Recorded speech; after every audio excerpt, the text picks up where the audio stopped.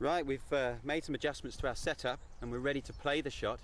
A few things to point out here. Trust and commitment is one. It's a different shot obviously to normal. So a couple of things here that I see regularly with my students is, number one, they think about taking loft off the shot by closing the club face. Be careful with this. If you just simply close the club face, all you're going to do is misdirect the shot, because obviously as you close the club face it starts to point more and more left.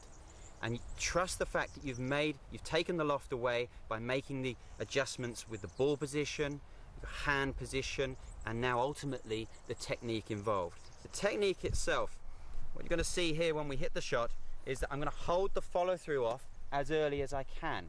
Again, with the club players, my students, they tend to just finish normally, and of course that adds loft again. So I'm going to try and hold the follow through off as early as I can with quite strong forearm contractions here to do that. And so what that does is it keeps the flight low. Let me show you what I mean. I'm down the grip, I've got the ball back in my stance, slightly narrower stance as well.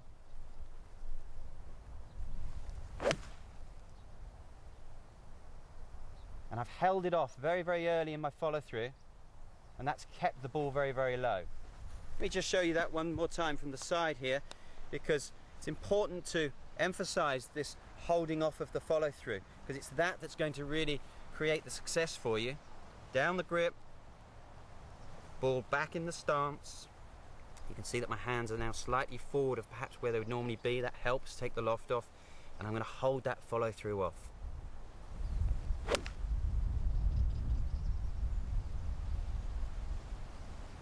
Once again, use it on the practice ground, have some fun. It's a great shot, one that can be used in a number of situations, and very, very strong. Very strong, you create a very strong ball flight, and if it's not affected by the wind, can be extremely useful in those sometimes testing conditions that we have.